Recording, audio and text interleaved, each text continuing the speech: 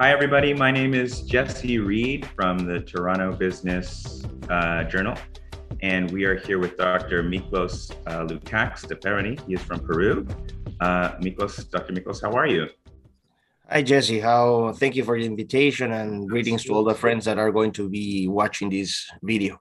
Yes, absolutely. So Dr. Miklos Lukacs is from Peru. He is a scholar in philosophy, technology, applied ethics, and science and technology studies. He holds a PhD in management and an MSc in innovation management from the University of Manchester in the UK, a Master of Development Studies at Victoria University of Wellington. Wow. And he is also a doctor of veterinary medicine at a degree he attained at the Universidad of Chile. He has also completed the Oxford Artificial Intelligence Program and attended the late Sir Roger Scruton's Philosophy Summer School in Wiltshire, UK in 2018. And I would definitely like to thank the person who wrote that beautiful, extensive bio. Dr. Miklos, thanks for joining us. Oh, well, Jesse, as I said, thank you for the invitation. I'm very happy to be here and, well, ready to talk for what is of interest for you and your community. Yes, absolutely. So the topic today is transhumanism. Transhumanism is a pretty large and diverse school of thought. You are definitely considered a thought leader on this topic. So could you just explain, like I'm 5 years old, what is transhumanism? Well, transhumanism is a philosophy. You know, it's a movement. It's a cultural movement. It's a political movement, which has every day, I would say, it has more Western roots, Western basis, currently especially, which looks at as they say, the enhancement of human beings through technology. So that means making better humans through the application of technology, not to the environment, but to ourselves. So for example, they will make applications with all the convergent technologies like artificial intelligence, biotechnology, especially CRISPR, which is the gene editing tool, nanotechnology, robotics, prosthetics, you name it. All these fourth industrial revolution technologies with the aim of morally, physically, intellectually, and cognitively enhancing ourselves. Because for transhumanists, what we are is we are an underdeveloped species. We're an imperfect species, and we need to leap forward, go beyond the Darwinian evolution. Because according to them, Darwinian evolution doesn't have a purpose. It is cruel. It is random. And now we have the technology to take control of our own destiny as a species. So that's the basis of what transhumanism is. Okay, so the idea of technology and humans merging, but this sounds kind of like a good thing. So explain how transhumanism could be dangerous, because it seems as though, I don't know if you've seen the documentary Human Nature. Mm-hmm. From Netflix. It goes into genetic science. It does mention CRISPR, and it also goes into like sort of the positive applications and sort of maybe the scarier, maybe more disturbing implications of this technology. So explain sort of the final end and the funnel of the prevailing powers that we have today towards the goal of transhumanism. Why is it something that we want, that people are pushing for us to have, and why should we be concerned? Well, there are many intricacies, many small details in what transhumanism is, and of course, it's a very attractive proposal, especially for the young people, who have been indoctrinated. Literally, you said Human Nature is a documentary. These things are not documentaries. These are hit pieces, targeted towards the youngest to create this sense that technology will finally give them all powers, like Tony Stark-like powers, Iron Man kind of powers. Of course, you tell the youth that they will have these kind of powers and they will feel super excited. But there's a lot of small details, as I said. One first thing is to distinguish between transhumanism and medicine. That's a very, very fine distinction. So when you say, for example, gene editing techniques to cure, for example, I don't know, Huntington's disease or cystic fibrosis, which are monogenic diseases caused by one defective gene, well, then you would say, how could I reject this offer? This is a wonderful thing. And I am, of course, totally in for that. If we can use these techniques or these tools to improve the quality of life of human beings, I'm totally in. So it's not that in my position, I'm against technology. I'm not a technophobe. I'm not a techno-optimistic either. I'm a techno-skeptic. I have to see what the technology does, how is it applied, and what results does it give us, and then decide if I will be supportive of that technology or not. My problem is that I see a hype of techno-optimism, and we are not seeing the other side, the implications, the negative consequences that could arise from misapplications of this technology. So for example, yes, we can use gene editing techniques to cure diseases. We can use gene editing techniques to, alongside artificial intelligence, for example, to manufacture proteins. Wonderful thing, to structure them. And this is the field of protein modeling is such an important issue. So we can have those technologies totally in for that. But then again, you start thinking, okay, but maybe we can use these technologies also to design babies, so we can have perfect babies. Now, this is not happening yet, but it is technically possible. And my question would be here, well, that's amazing. We can get rid of all these defective genes, like Down syndrome or I don't know, all these diseases that you can get through genetic bad genes. But then again, you start thinking of this tendency that human beings have had towards achieving perfection. And that will mean at a certain point that some humans or some genetic configurations will be deemed perfect and others imperfect. And then what happens. That road, we have already traversed that road. It's called eugenics. We saw it in the early 20th century, in the mid 20th century, and we know how it ends. Because you will always have a parameter of what does perfection mean, or what are the standards of what is desirable. That would be one thing. Now, the other thing, then you can come up with your questions, but let me clarify this point. So you could say, let's take, for instance, artificial intelligence, or Neuralink. Let's put this example, Neuralink, this technology developed by Elon Musk. It is presented as a therapeutic device because it will help you to, I don't know, they are saying we can use it for diseases like epilepsy or Alzheimer. And if you find that you can correct those problems, I'm totally in. But then again, they start thinking beyond those possibilities. So they move beyond the realm of therapeutics, which is where I am totally fine. When you start moving beyond the realm of therapeutics, that's the problem. What will happen, for instance, if they say, yes, you can upload or download your thoughts to the cloud? There are issues and I am thinking here in science fiction terms, but we have to think in hypothetical terms because transhumanism is a full hypothesis. So we have to combat their arguments in the same frame. No, so then you start thinking about issues about privacy. You start thinking about issues of, for example, yes, neurohackers. What happens if someone hacks your brain? These are very real possible. I mean, these are possible things also that you can have to think. So then again, you see the offer is attractive up to the point where you say, we will use these technologies to improve the quality of life of human beings without altering the human nature. That's the basis for me. And what does human nature mean? This is a very broad and complex concept. Human nature is basically related to all the biological characteristics of human beings, those determined by natural law, which will be by the natural sciences, how we are configured by nature. So you will think of a human biology. We have a certain biology, we have a certain anatomy, physiology, a certain genetic characteristic. That's why we differ from gorillas or monkeys or fish. And we have a certain structure, our communication, which is developed also from our nature.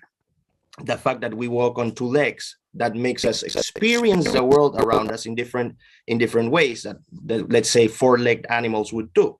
So then that human nature is very tightly attached to the human condition. And the human condition is the experience of being human. So one thing is to see the world in two legs, and the other one is to experience it in four legs. One thing is to have our eyes here in front of us, rather than crabs that have these little bubbles where they can see. Bats have sensors. They are not very good at their sight. Their eyesight is very bad, but they can still, with this radar, they can move around and fly in the dark. They experience the world in different ways. The point is as follows: when you start tinkering with our human nature in any of the fields I have just said, the human experience will change. And then again, it's not that you are only tied to the human condition or the human experience by ways of how we interpret the world. That has real consequences and real products that arise from that condition. So for example, we are the only species that can record our past. So we have a sense of the past and a sense of the future, history. We are the ones who can interpret art, music, poetry, the way we interpret the world in those senses. We are also capable of making complexity and simplifying complexity into abstractions, for example, philosophy. Now, all these things translate, for example, in legal codes, in institutions, in organizations, in the way we have structured our societies. So it is not just these bits that are spread apart, but they form a full thing. It's not just that the human nature and the human condition are things that you can assess on an isolation, but they are part. They have defined what we are as a species and the way we have organized as a species also. And I will go ahead, and then I can. Well, what I'm curious about is the line. Still, maybe if we could go back to the line between therapeutics and sort of these cosmetic or maybe more amorphic changes that we can make to DNA and the human experience as a whole. So who is the arbiter of what is, say, a disease and what could be, say, a cosmetic? So let's use an example. The human spine is, very poorly evolved. Humans have back problems. We, from a very, early on, you injure your back once, it's I'm sure you might, could relate. You mess it up once and it's just messed up forever. If you could edit a gene, and that editing happens once and then carries on down the line for, the rest of that genetic line, generation after generation, to, I don't know, somehow reinforce the spine. Would that be different from, say, preventing something like Huntington's disease, or would that be the same thing? And then I guess further beyond that, does that include mental illness? So if we are born, if we could block, say, Alzheimer's, if we could block neurological diseases, or if we could block diseases that are maybe a little bit less clear, borderline personality disorder, bipolar, depression, sexuality. Where is the line of therapeutic and cosmetic? Who decides that? Well, all the examples that you have given me are not cosmetic for sure. They are therapeutic. They are trying to improve the quality of life of a person who may have several different afflictions or different diseases. When you say who is the arbiter, well, this is very difficult to set up. It has to come up with a public discussion of what is, and that's why you have not only committees of experts, but to wider communities where we can discuss what is therapeutic and what is not. So yes, you are touching on a very, very important point, because there are certain issues where there's such a thin line where you cannot define exactly what is therapeutic and what is, let's say, cosmetic. So I take that point.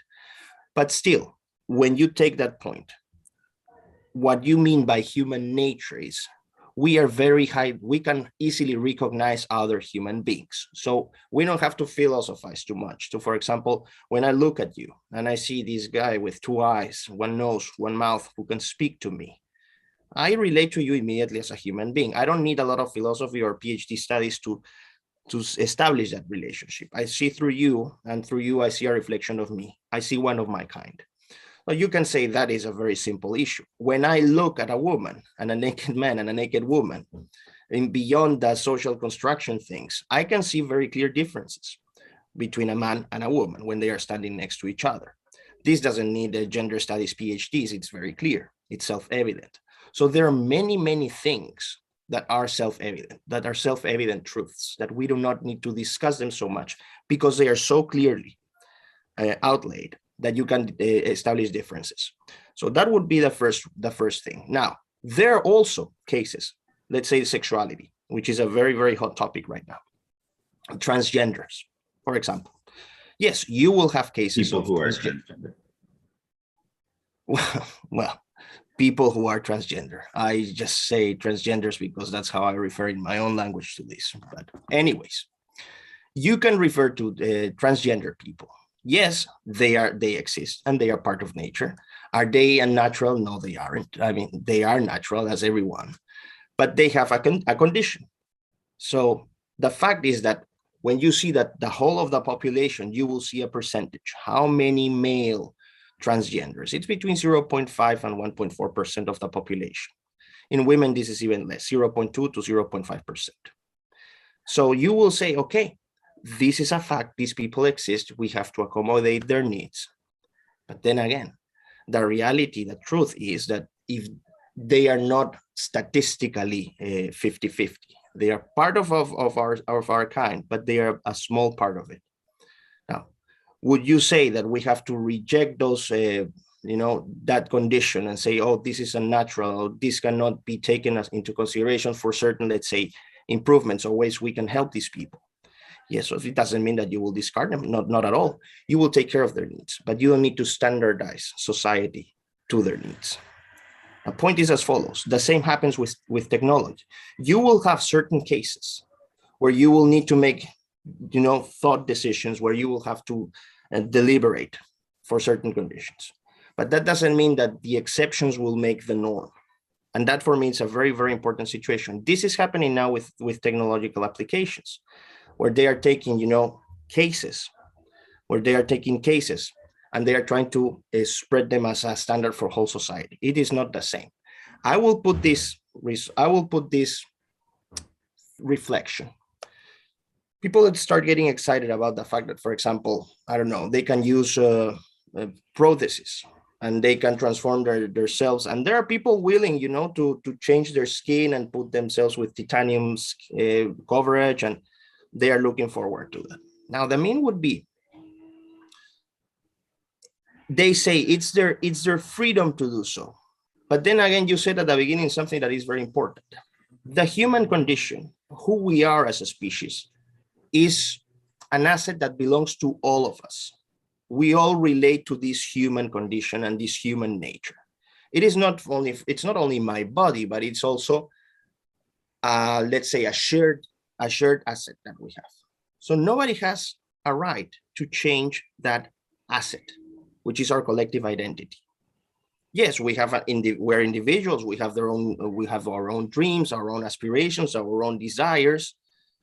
That's fine. But there are things that are common to all of us.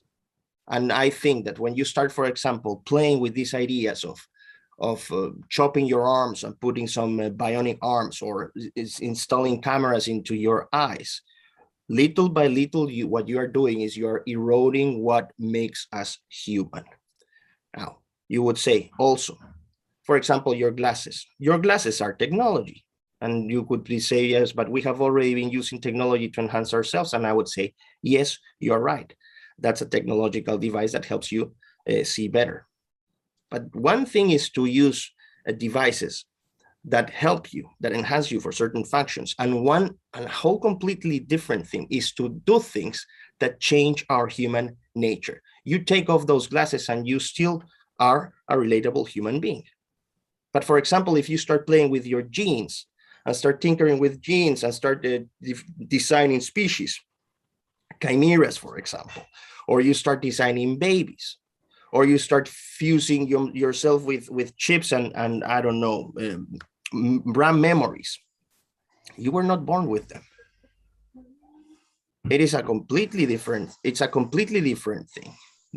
My concern is, and I would close the idea with this, my concern is that once you open the door for some small changes, it will open the full dam and we will reach to a point where our species are totally different from what we are now. And that scares me, because once you make certain changes, there's no point, there's no turning back. So for example, if you make genetic modifications in cells, you know, that are germinal cells that can be trespassed to other generations, well, those changes will not be easily, changed if they come up with certain problems. Yeah.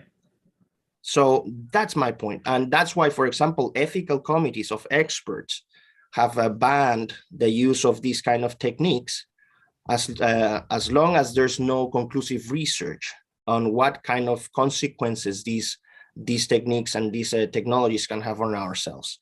I think that's the right way. Okay. So let's go back, because I'm still a bit confused about, are you saying that there should be no therapeutic genetic editing at all? Should it be no. a science that we should abandon completely? No, not at all. Not at all. Okay, I'm not saying that. Well, then I guess then where the confusion comes in is, when you just described being transgender as, a condition. I'm sure, would you describe like homosexuality, to be gay? Is that a condition? And it doesn't, I don't know. I don't necessarily feel satisfied with the answer that you gave. Is it ethical to edit these so-called conditions? Well, we are getting into politics here, and it's a very sensitive issue. And of course, you will have a very, very different perspective than mine, because you live in a country, Canada, that is very, very torn up with this kind of ideologies. I come from a country where these ideological aspects of gender and LGBT rights and transgenderism are not also strong as they are in your country.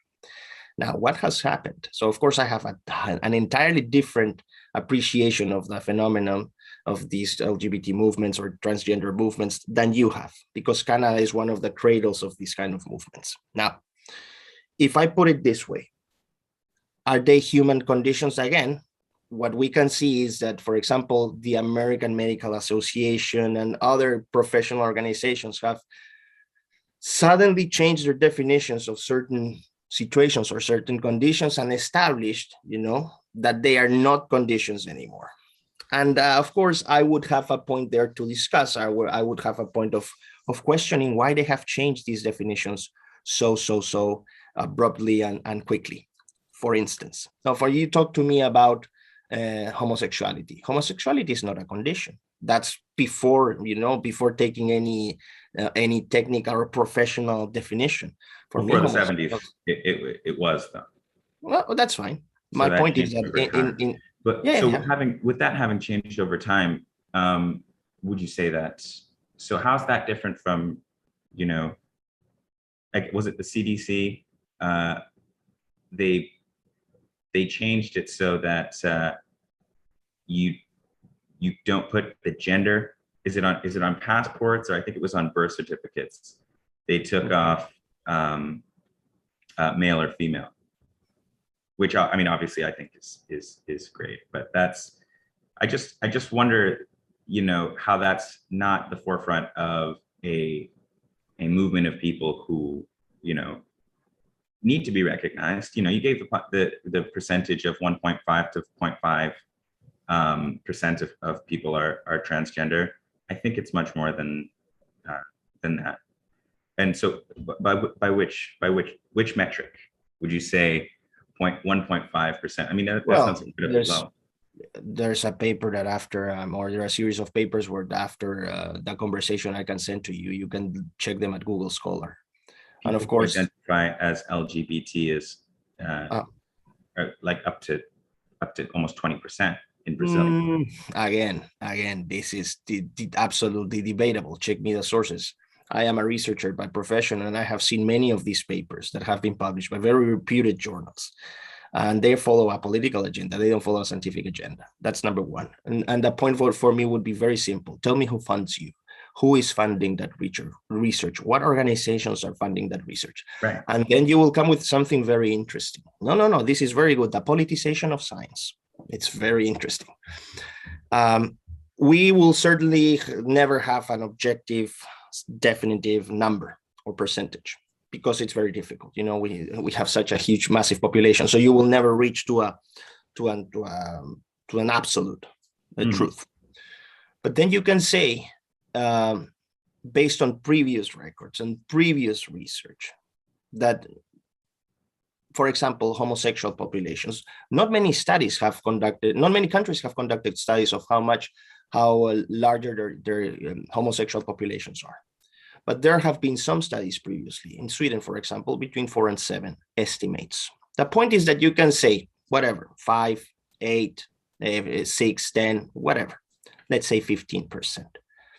What's the point here? The point is, we all have to recognize that homosexuality exists, that homosexuality is a natural thing. It happens in nature. I'm not going to condemn homosexuals. I'm not going to put them to the bonfire at all. My best friend, who is godfather of my son, is homosexual. So I have no homophobic point here. It's just that, but I like my science to be rigorous. I want my science to be transparent. I like to know that the people who are conducting research reach to results that are led by science, not by politics or money. And that's what I see now. Now you will say, why is this whole thing happening? Because, of course, you see, it's not an isolated movement. It's a global issue. It's a global, at least a hemispheric issue. This whole LGBT rights, transgender rights, etc. And you see this flag, the rainbow flag, everywhere. That's not normal. When you see the rainbow flag from Canada to Peru, from Guatemala to New Zealand, like if every single country had the same interests, this is a directed agenda, a directed agenda. Which are the organizations that move this? The visible ones are, of course, United Nations agencies who are present in every country in the world and are pushing for this agenda. Now, you will say, but what's wrong with that agenda? I would say, clarify. That's not what I would say. I would say that there are other directed agendas such as, colonialism. You could even suggest that conservatism is a directed agenda. Every country has a conservative party, and so these political by name. The conservatives in Canada are conservatives. Are much different from the conservatives in the United conservatives States. In the UK are conservatives. That's why their parties is missing plenty. Conservatives in Spain are conservatives. They still operate by, there's some certain pillars of conservatism that doesn't matter what. Not really. I am a conservative, and I have studied conservative philosophy. In many aspects of my life, I feel conservative. I'm not a fully conservative, but there are aspects that I don't, No one's fully anything. Exactly. I fully take on that. But then again, I can tell you with absolute clarity and absolute security that conservative parties, at least in the North, in the US, in Europe, long time ago, they are not conservative anymore. You will see that politicians LGBT rights are not a monolith. They're not a monolith either, right? So there may be a flag in every country. We do not have a monolithic set of beliefs. And I just wonder, what are LGBT studies and what is the LGBT flag? A monolithic approach to my life, sir. I don't really need to look at a study just like you. It's like a lot of those. I'm not looking at a study. I look at thousands of studies, at hundreds of studies throughout my life. That's what I do for a living. With varying results. And it's just like you said, sort of follow the money. We can't always relate to those. What I can relate to is anecdotal evidence, experiential evidence of people that I know. You can complement it. experiential evidence of people that I don't know. And that's not necessarily something that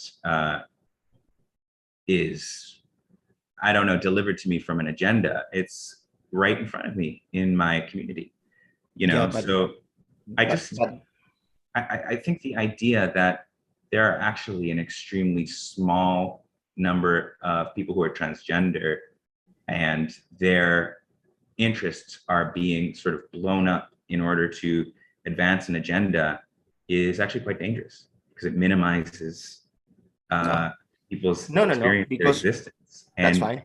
I can leads to suicide. Yes, it leads to suicide, and it also leads to murder. I'm not the evil guy. I'm not pretending that everyone, because it always happens that we try to present the other side as the mean guys who are trying to, make these people suffer. Not at all. I am a human being, and I feel sorry for human beings that suffer, and I feel happy for those ones who are happy. I'm a normal human being. What I'm not is not. I don't fall for propaganda, and I don't fall for silliness. I despise lies, and I despise excessive ambition and lack of morals when you deal with such sensitive issues. That is what pisses me off. Now, you will say, relating to the topics that we have discussed, and I will explain. And this is the problem here. This is the main problem here, and I would say it's the main limitation of why people don't understand what's going on. People have no knowledge of what kind of scientific and technological advancements humanity has made in the past 10 years. The vast majority have no clue. The youngsters will know that, yes, computers are faster, quantum computing is getting cool, and they will know that there's something that, genetic stuff, and people will start doing some biohacking at their garage, and it's so freaking so wonderful. It's so exciting. But the problem is as follows. When you see like these kind of arrangements, what is happening all over the world? In Canada, it's a settled issue, unfortunately, where you have approved a legalized abortion, which for me is a criminal thing, to legalize abortion. And now, it's not a black and white situation. Of course, you will have grace. You will have situations where you will have to deliberate on what's going to go. For example, girls of 9 years old that have been raped by their father and will be pregnant and will have a child. And if that child is born, that girl will die. Well, in that situation, unfortunately, I won't choose the better option. I'll choose the least evil or the least worst, which is to save the life of the girl that is already living. But it's an extreme. She won't die? If she won't die, she's not going to be under any medical sort of trouble. She's been, raped by her father. Yes. And the doctor says she's going to have a healthy baby. She'll be fine. What happens to the baby? What you will do is, it's a very complicated situation, but I will always look to protect life. Always. Now, what you can do with that boy that is going to be born, what you can do with that kid that is going to be born, because that thing is not a thing. It's a human being. I understand that horrible situation, an extreme situation that I have put myself as an example, where you will have this horrible situation, which nobody wants. But then again, you will have this point. I would go to save, if you are saying that there's no vital risk and that the girl can deliver the boy or the girl, I would say, okay, come bring it on. And then someone can take care. Now, someone could be protection networks from the state. The state has money, for example, for some protection networks. We see it with all these LGBT and transgender offices, or feminism offices, environmental agencies. So money, there is money. So you take care of that human. So the girl has to bring the baby to term in their life. They have to go through 9 months of their life protecting the seed of, well, their trauma. If you put, yes, you are forcing me to make a moral evaluation. And yes, for me, the evaluation of killing another human being is worse than what you are expressing. Now, for you, this might be, oh, this is incredible. Well, you are asking me a moral judgment. My moral judgment is that. So yes, because I always think that why you have always to protect life. What is the problem? And this is the main issue here. When you approve abortion with all these horrible conditions that may happen, which no one desires, But once you approve abortion, you also approve other kinds of abortion, not that hard situation that we're discussing here, but you're also discussing abortion, for example, this abortion by delivery. Oh, I didn't take the pill, abort. Late-term abortions. What do you think of that? Now, you put me in difficult situations. What do you think of aborting a 9-month-old baby? A 9-month-old baby? Late-term abortions, yes. I would only say that that's appropriate in place, you know, a term where it might affect the mother's life. Yeah, I would agree with that. And, you know, there's a line. Where's the line? And who decides that line is a very interesting question. Exactly. But the fact that it is hard to define those questions doesn't mean that we don't establish absolute values, or at least start to have a common ground with absolute values that help us work as a society. Because what happens then is that if we start interpreting everything, which is subject to debate, the problem is that if you make that a widespread thing, society won't have any flags. You know, people won't have any flags to where they can reach common agreements, because we will all reach with our own truths and interpretations of life and what is good and what is wrong. That's the absolute recipe for chaos, which is what we're looking at now. Now, you say, for example, I live in the UK, and everybody tells me, oh, in Peru, people say, oh, you must be so happy now. In the UK, everything is so cool. I am seeing the disintegration of these European countries. Canada, people are saying, oh, I'm going to move to Canada. Canada would be one of the least places I would move right now in my life because of what is happening. And people are saying, oh, this is a wonderful life. Every time, more control, more censorship, less freedoms in every single aspect, no free speech in the name of tolerance, inclusion, and diversity. People are like absolutely programmed. School education is, you know, it's the destruction of critical thinking. University campuses with all these deplatformings and all these things, it's the degradation, the mediocrity that has come to the West. That's my problem. Now, you say, for example, why I'm so concerned, or why do I think abortion is such an important issue? Because again, we go into principles, which are very important. When you approve abortion, what you are doing de facto is transforming a human being, not a bunch of cells or a thing, a garbage that you can just throw in the trash. You're transforming a human being. A human being. Why? Genetic characteristics, a potential human that can have a fulfilling life, as we all have. We have all been blastocysts and morels, and we have been embryos and fetuses. We have all been. It's the continuity of our species. When you transform that human being into an object which you can dispose, you open the door to many, many problematic things. Like, for example, with things, you know, you can dispose of them, abortion.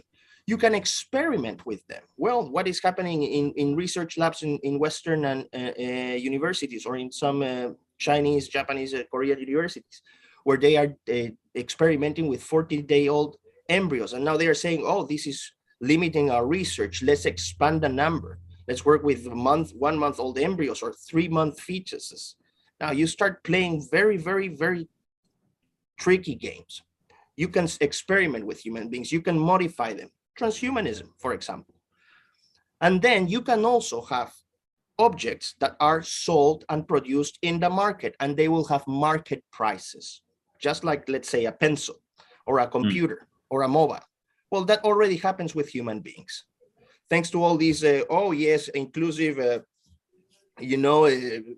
whatever kind of mentality that is right now, all these, we are subjects of rights. Yeah, but we're stepping over the rights of many other human beings, which we never will get to know because they have been destroyed. What happens, for example, if you go to a clinic in India and say, oh, I want to manufacture a baby because it's my right to be a parent. It's not a right to be a parent. There's never being such thing as we have the right to be father or mother, or as they don't like the names because now they are not using father, mother, they're using parent one and parent two. All this bunch of stupidity. When they say we are going to manufacture a baby. So what's the market price? Well, because it's India, it will cost you $2,000. But if I manufacture that baby in the US, oh, that will cost you $10,000. You have market prices, and then you don't think of I'm not saying you, but people don't think about the situation of, for example, the drama that is behind these industries. You know, the surrogate mothers that are trafficked in these countries, that the surrogate mother farms that are in Nigeria, in Cambodia, in Thailand. Or this guy, this Japanese millionaire that decided to have 13 children, the son of a billionaire in Japan, who decided to have 13 children in Thailand. And then people thought, oh, this guy is manufacturing babies because perhaps he will be involved in child, child trafficking or whatever. For all these, I'm not going to say the word to avoid the problems with the video posting, but it starts with P, Jeffrey Epstein kind of stuff. And they said, okay, what is going to happen? There might be a possibility of this. He went to the Thai government, I think, sued him. And the Japanese millionaire won the case. He was acquitted from all the charges. And he said that he was wanting to manufacture 1,000 babies. Now, of course, whether it's 1,000 or 100 or 10, it doesn't matter. The point is that when you objectify human beings, when you objectify them in the name of virtue, what you're actually doing is you're shooting at yourself in your own feet, because what you're doing is you're objectifying not only that human being whose rights will not be respected, but all of us as our species. That's the problem. And that opens the door to many, many arbitrary issues, to many problems. It opens the door to tyranny. And now what you are seeing right now is an absolute disregard for life, for human life. Can that be reversed? I think it's very hard. My thought is that humanity will have to pay a price. The world the wave is too big at this point to be stopped. So what's the price? What's the price? What would be the price of, sort of reversing this wave of, I will tell you one very clear example. 2,700 children in England who went through hormonization therapies. That's the cost. Human trafficking, that's the cost. Making money from abortions, that's the cost.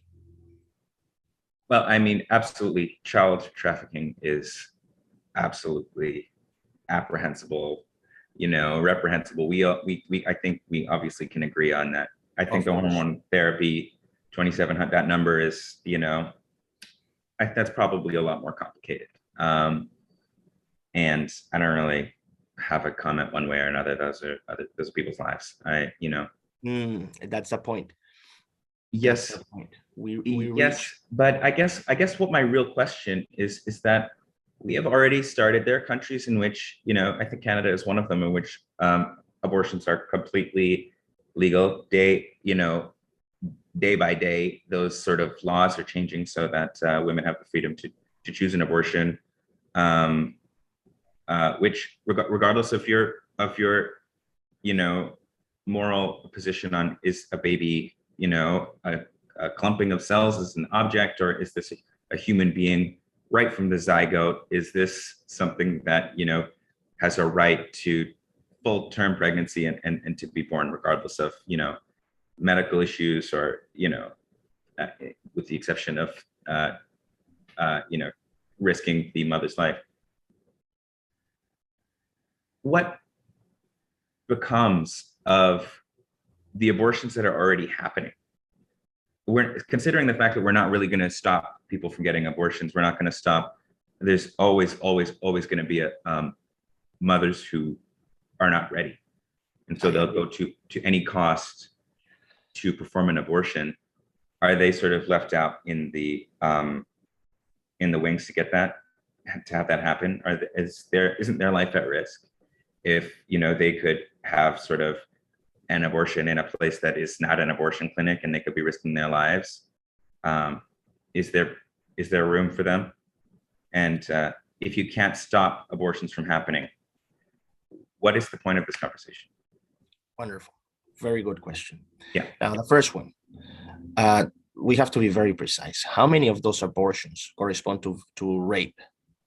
or would correspond to rape. I don't think it matters because it's not It all does. No. It profoundly matters because the motivation that you have for an abortion is completely different. If you say, for example, oh, I didn't take the pill, I didn't take care of myself, and I had consent sexual relationship with a boy or a girl or whatever, and I got pregnant, it's your responsibility. But no, again, I didn't take. Oh, it's very simple. I just can abort. So we have an abortion by delivery. No. It's never very simple. It's not very simple. And I think to say like this is a very simple decision, an easy decision that a woman makes to sort of throw their. What about that decision? Trash, like so we start. The point is that we cannot standardize these cases, and that's the problem. The first victory of the abortionists has been to standardize the conversation and not look at the details of the conversation. When you start thinking how many cases are for medical reasons, as you have pointed out, for criminal reasons, as the example I gave you. These cases exist, yes, they do, and they are terrible. Do they merit close attention and inspection to make not even the best decision, but the less worse decision? Yes, because you will have suffering. That's for sure. But then again, one thing is to get these cases, and then the other one is to start getting abortions by delivery because we didn't take care, I didn't take the pill, or I didn't put a condom, or whatever. The absolute disregard for human life. When you start becoming, you disregard and you disrespect human life. People have lost this appreciation for human life.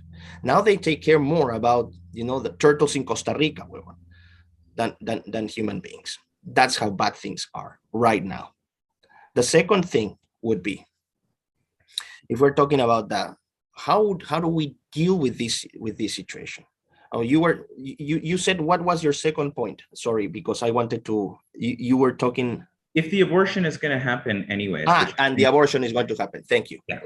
And if the abortion is going to happen, of course, empirical evidence. As a conservative, I believe not in theories. I believe in what I see. Or empirical evidence. Empirical evidence says that yes, abortions will continue, 100%. War will continue, drug consumption will continue, many bad things will continue. But again, theft will also continue. Should we legalize theft? Oh, because it's there. We are not going to stop theft. Why should we criminalize thieves? Because they have different needs. They might have, who knows? We are not no one to judge their motivations for stealing stuff. So now a woman who chooses to get an abortion is the principle is exactly a drug. How is a drug user? How's that the same as a thief? How is someone choosing to get an abortion? No. I'm touching the same exact principle because it's happening, even though it's not good. We should legalize it. Well, apply the same structure to other things. Why do we forbid things? It's not that we are tyrannical, authoritarian, because that's the narrative now, of course. No sense of authority, of control, of order. Oh, I have the right to do whatever I want. I am a rebel. I don't need authority. I rebel against all the structures of power and all these, abstract, stupid, ignorant kind of arguments that come more from emotion than from rationality and from study and from experience. You tell me, if this is the case, why would we let's legalize theft? Can we talk about the drug analogy? Because I think we're probably on the scale of it, we're a little bit closer to the drug use analogy. And there's like very much empirical evidence that to legalize drug use actually lowers down the rate of drug use. There's no empirical evidence for one single reason, because it has not been legalized.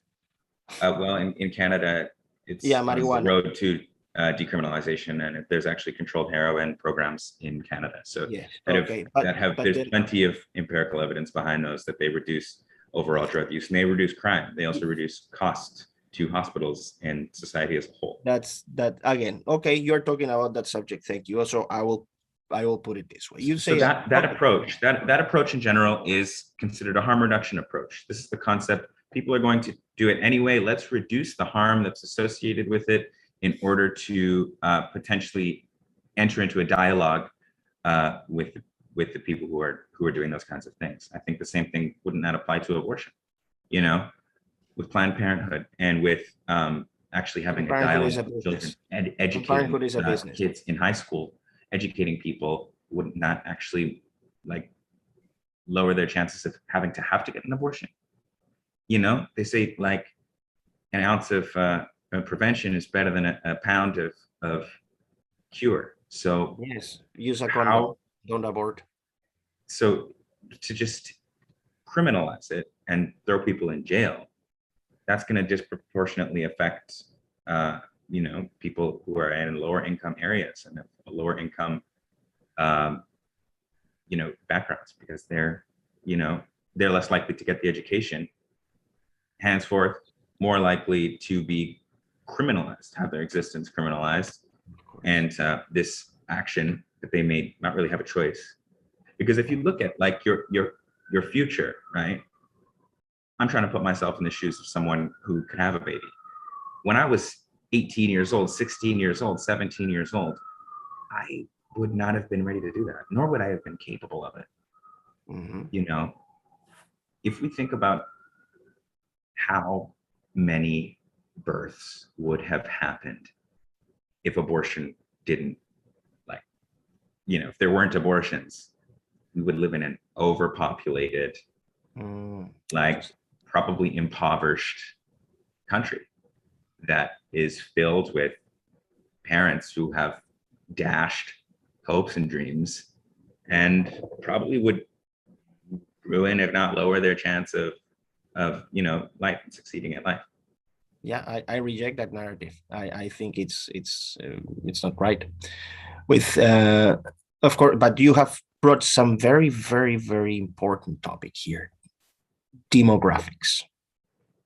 That's one of the fundamental targets that are, and this is evident. I mean, I don't need to. Oh, where's the proof? Check the documents of United Nations agencies, check the documents of organizations like philanthropic organizations like the Bill and Melinda Gates Foundation, the Rockefeller Foundation, Wellcome Trust, Ford Foundation, and all these philanthropic foundations, check the narrative of governments, check the narrative of NGOs. This guy, this British zoologist, David Attenborough, who, this man who says, oh, and here are the little turtles in Costa Rica or whatever. Very nice man. He said, okay, you know what? The human plague is destroying planet Earth. Now, it's very interesting because to be human and to say human plague, what is this guy talking from a godly position? Is he a different kind of species? Is he a superior being who refers to his kinds as plague? Now, the point is as follows. Human plague, and this is the narrative. Thank you for pointing this out, because this brings to a very, very critical issue that comes up with all this narrative of LGBT rights, transgenderism, and all these rights that have been politically hijacked for political and economic interests. The point is as follows. When you're talking about demographic control, that is a long-term goal of international organizations. USAID was very active during the Kissinger days for depopulation, as were the European aid agencies. Now, people want to see different kinds of books. Well, I recommend two, actually, which I find very interesting, which I'll recommend to your viewers. Number one, Jacqueline Kaysen, The War Against Population. Please read this book. And no, she's not a conspiracy theorist. She's an economist, or she was an economist with a PhD in economics from Columbia University. So very, very qualified woman. And you can also read this one by Stephen Mosher, Population Control. Now, of course, this is not your regular or, habitual book. It will go against all the narratives that have been spoon-fed to everyone at school and at universities and every single place, because it's a matter of indoctrination. We are running out of space and the world is just going to collapse. So we have to depopulate the world. Now, you see, starting with this idea that the human being becomes an object with abortion, that's a factual statement. And I have supported it with, with very, very clear empirical evidence. Surrogate mothers exist. Market prices for humans exist. When I say embryo experimentation research labs or exists, when I say late-term abortions exist, they exist. So I'm not inventing anything. This is empirically, empirically valuable evidence. Now, when you say we are going to go through, this justifies population control. Wonderful, population control. And then you come up with all these batteries of things. What does abortion do? Abortion doesn't reduce the population, but it certainly controls it. You said it. Of course, what would have happened if all these babies would have been born? We would be like with having a lot of people in planet Earth. So yeah, by abortion, what we do is we keep the population on target. Number two, what does LGBT, what homosexual people, because of their sexual orientation, do they generally procreate? No, they don't. They can. No, they can for sure. Structures do include yes, procreation, both okay, artificial and but the good old-fashioned way. But homosexual behavior, by definition, doesn't lead generally to procreation because, lesbians, it's very hard that they, procreate, and homosexuals, it's very hard that they procreate. Now, this is an empirical observation. Because of their sexual orientation, they want them to procreate. What happens with feminism? Again, feminism. We have to protect human rights and women's rights. And this is the narrative. Let's empower women. Let's empower women. Let's empower them by giving them quotas, for example. Oh, they are not strong or smart enough. We have to give them quotas. Father state has to come. The patriarchy has to come and set up the quotas. Or salaries. Oh, we have to make the salaries exactly the same. So you will have this. In the name of freedom, father state will come or mother state, so people don't feel offended, will come and set up things right for you. What is feminism at the end? It's the empowerment of women? No, it's not. It's not. At the end, what feminism is the criminalization of male approaches to women. We don't want more men to touch women. Approaches? Yeah, well, I don't know how to say it in English. Not if they don't choose. Not if they don't choose it. Exactly. This is actually. I'm glad that you mentioned this because me too. It's very because to sum feminism up into one sentence, saying that it is the criminalization of men approaching women. That's exactly what it is. I think that's something that we can agree with. When you distill things. No, yeah, of course. Without their consent. Without their choice. And when we look all the way back in history, as far as it goes, Jesse, men have categorically. Life was very, simpler and nicer just a few years ago. Okay. And yes, you can say that there was abuse for women. Of course, there has been abuse for women, but there has been abuses against men. Now, you see the statistics for the past decade. Not at the same proportion, though. I do think that that's sort of I hear this all the time. This is actually like no. It happens, and it's bad when it happens to men. It's bad when it happens, right? But the point, Jesse, and to summarize, the actual, statistics of this happening, and ask any woman in your life, have you been assaulted, had sort of an unwanted, approach by women or by a man? Yeah, you're going to hear yes. You're going to hear the answer yes. You don't have to do science. You don't have to look at studies. No, it's fine. It's fine. Literally anyone, right? You ask your mom, your grandma. 100%. Right. I fully agree with you.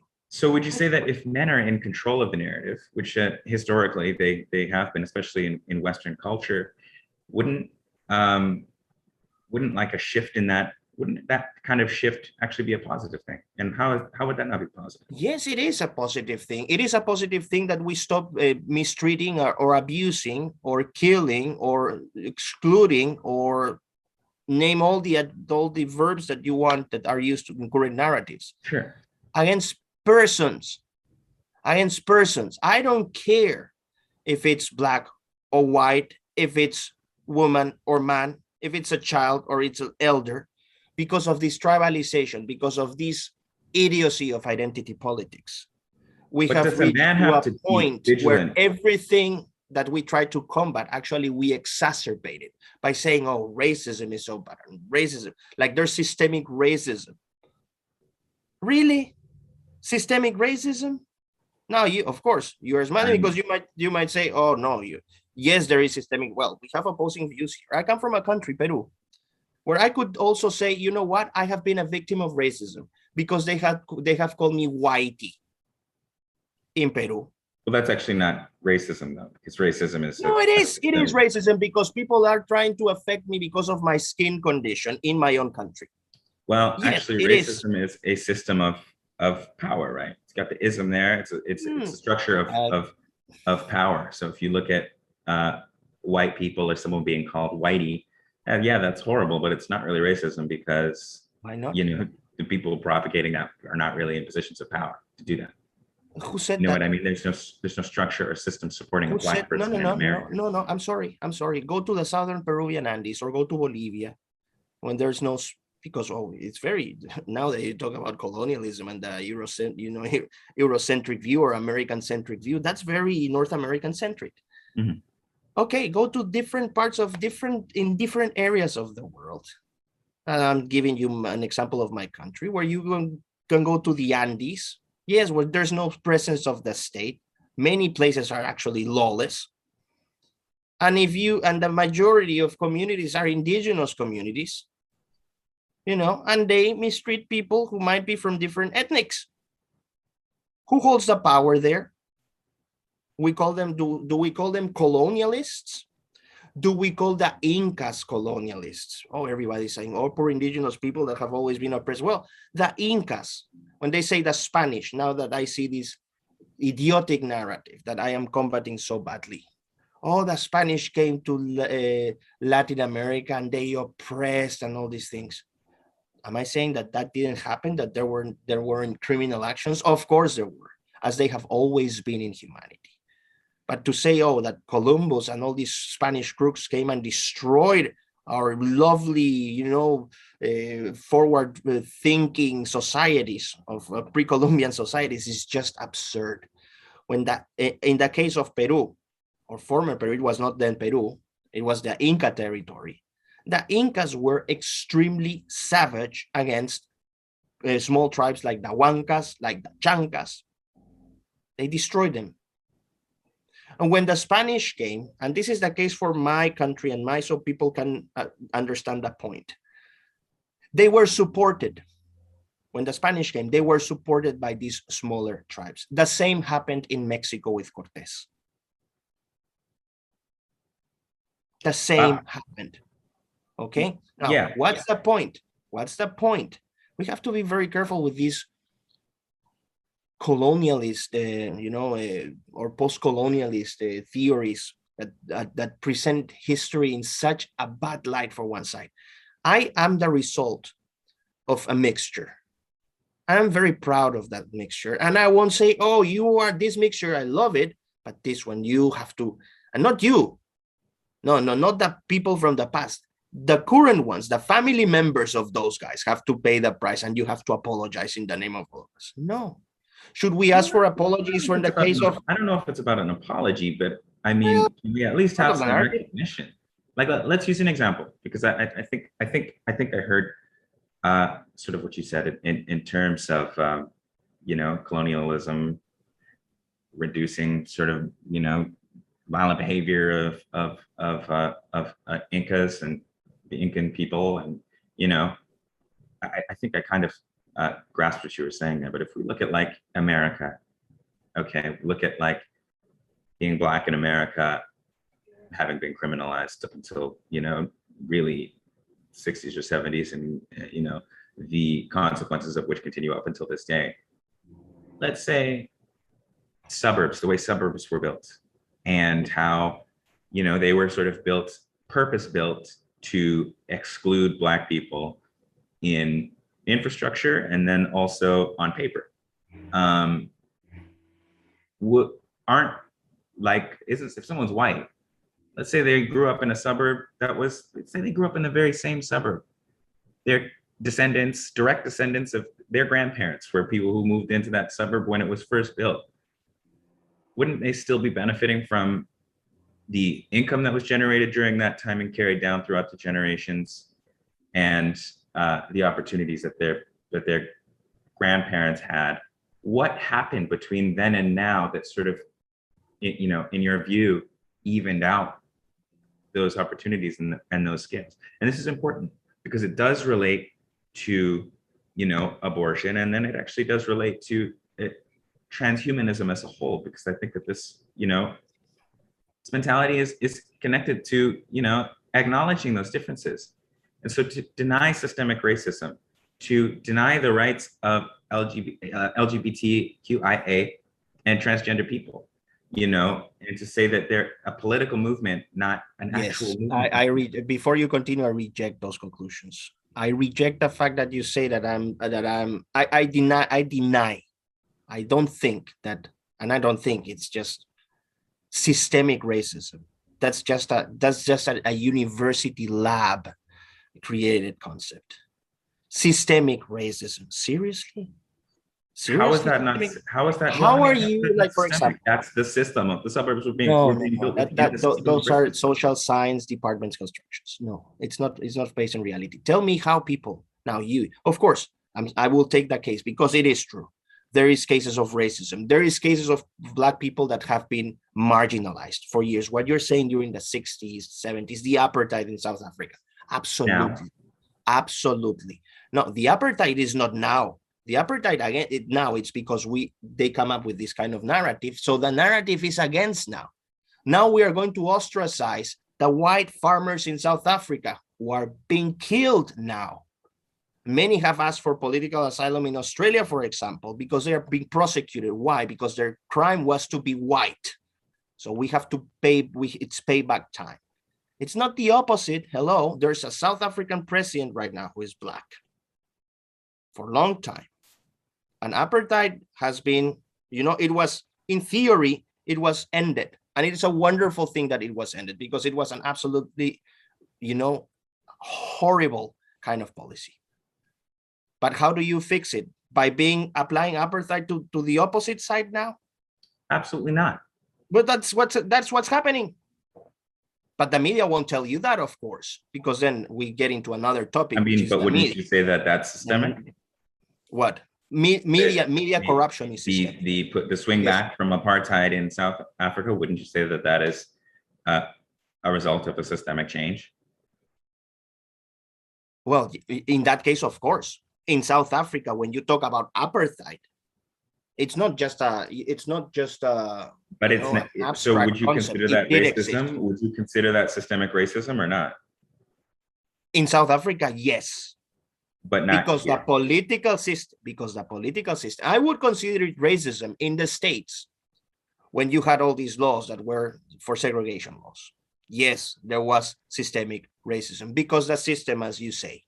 The political system, the legal system was geared towards generating different classes of people based on their color. Yes, there was systemic racism. And that's why what you do is that's absolutely wrong and you combat it. Is there evidence that women have been mistreated and abused? That many women around the world? Yes, there is evidence of that. And it is wonderful that that is corrected. It should be. It's a moral obligation that we do that. But then again, when what you do is that if you focus and you transform those policies that are needed, those institutions that are needed to correct deficiencies and to correct abuses, and we use them against other parts of the population, I think there's nothing right about that. When you say, for example, oh, we have to empower girls now. What is happening with the boys? What is happening with boys right now? What is happening with white boys right? What is happening to white boys right now at school? Check the stats in the US, for example. Underperforming. What is happening with the kids in Afghanistan? Everybody was thinking, oh, poor women, poor girls, and absolutely poor women and poor girls because of these guys of the Taliban. Has anyone thought about the boys? No one. Not in the media, not in the academic discourse, not in the political discourse. No. What about the Bachabasi tradition in Afghanistan of homosexualized kids that offer sexual services to these chiefs of tribes. What is happening to them?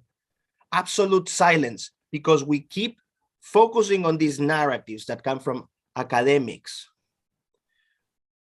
and all these terms, and we start building all these realities. And when we start building these realities, we start deforming these realities, because yes, you ask me, I'm always going to be on the side that fights racism, always.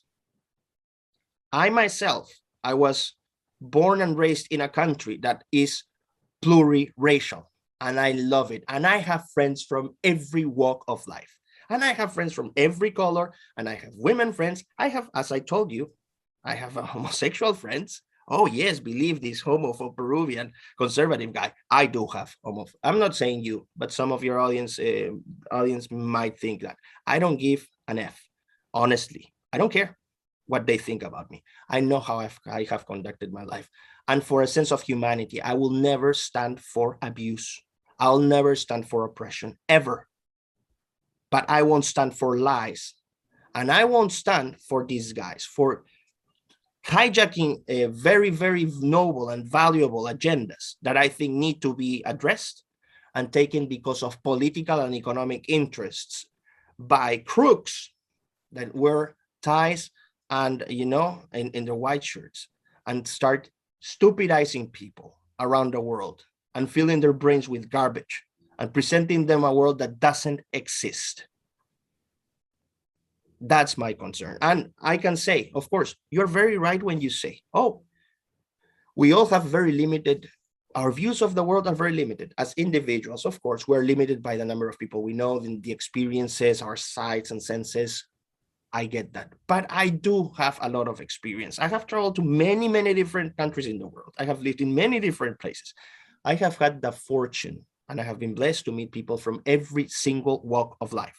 Poor people, rich people, Muslims, Christians, Buddhists, Shintoists, from China, from Guatemala, Kiwis, Americans, Black Americans, you name it. I've seen a lot.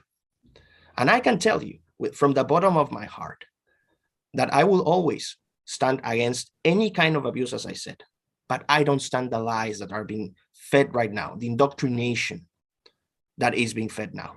When you think of all these things, and we started with transhumanism and we ended with this totally open political discussion, which I am sure, I hope they don't take down your video if you put it on YouTube, because I hope not either. Because, I watched all the interviews of you that I could find. I think there's a lot of transhumanism discussion that could be found. I really recommend checking it out, and I won't keep you longer because I know we have no, thank you. No, it has been it's a testament of how interesting this debate has been for me, because initially I had 40 minutes and I will have to make up for that time. I'm using now. But on your side, for your credit, I will say that you have touched upon very interesting subjects.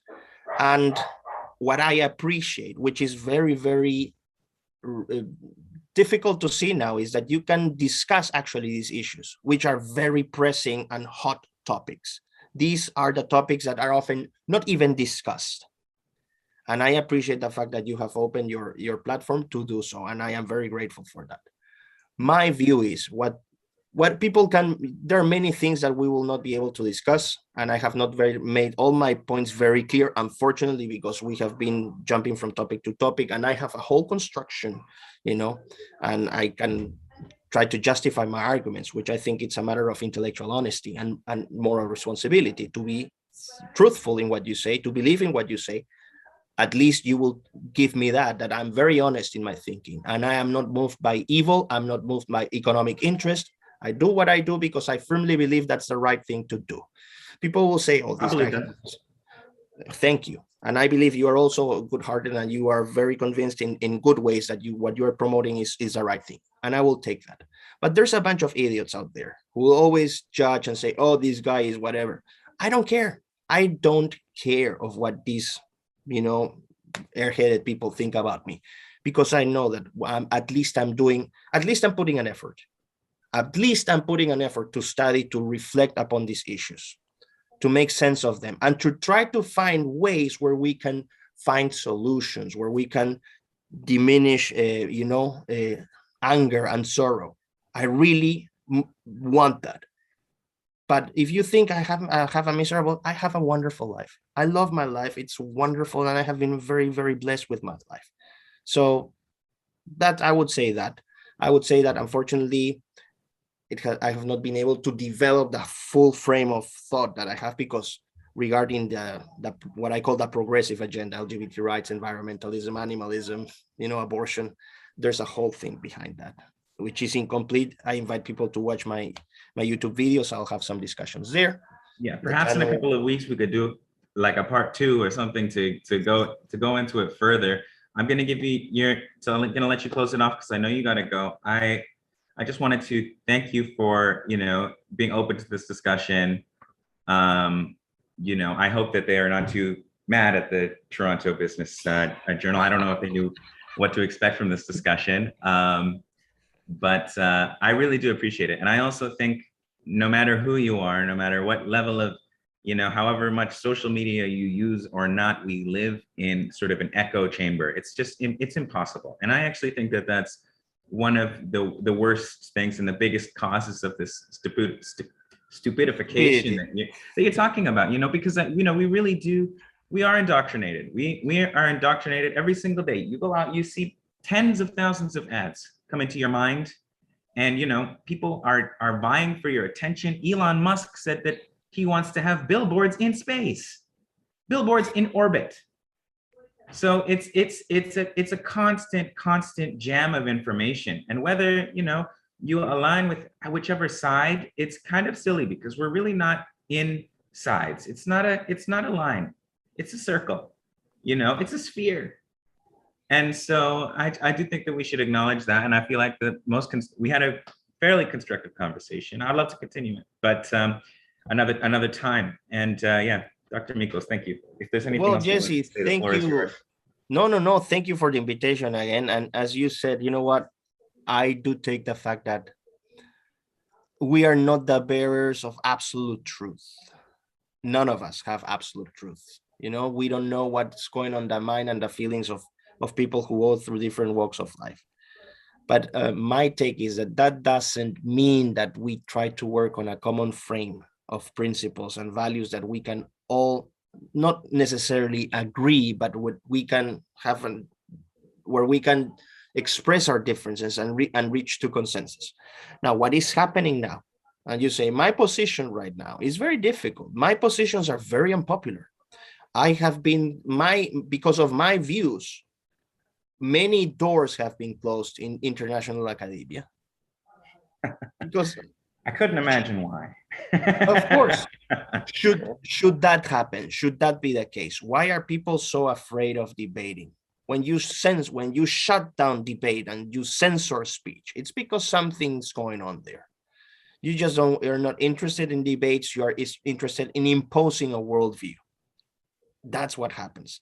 Now, my positions, as I said, are very, very unpopular in academia, not in the streets, not in Latin American streets, at least. You said followership. I don't claim to be Ricky Martin in the followership, but I have a substantial amount of followers in social media, and they seem to agree very much with what I say. And what I see is a growing interest in these ideas. I'm not the only one. I have friends in the Latin American space who are doing a wonderful job, who firmly believe in what they share, what I believe in, and we are giving a fight, a very, very asymmetric fight, because we don't have the millions of dollars of social media. We have to go through censorship. We have to go through threats. We have to go to follow-ups. It's not an easy life, but we are there giving our point of view. We are not given spaces in universities not because they always will find an excuse. I can easily stand up and debate with anyone who wants to debate these topics. It doesn't matter what your pedigree or academic pedigree is. I don't give an F. Put me in front and we debate, but they don't want debate. So that's why I appreciate the fact that you have spaces like yours that open these discussions, which I think are necessary and healthy, because at the end, if we make bad decisions, if we follow up mistakes, we are all going to suffer the consequences. And that's something we don't want. At least we will agree that we want to be happy and have a fulfilling life. Absolutely. Wow. And with that, Dr. Miklos Lukacs, thank you so much. And thank you everyone for watching. Thank you. Bye. Thanks, Doctor. See you later. That was nice talk. Okay, well, I hope seriously that they don't pull down your video, but sorry, I tend to go over. I had a lot of things. English is not my first language. I think I speak it properly and well, and no, you did very well. Yeah, your English is, it's great. And I mean, I got all the ideas that, I feel like you communicated properly, and yeah, I appreciate that. I think I wanted to have a constructive, open conversation. I feel like we I appreciate that, Jesse. Thank you very much. Yeah, have a good one. Take care. Bye. See you later.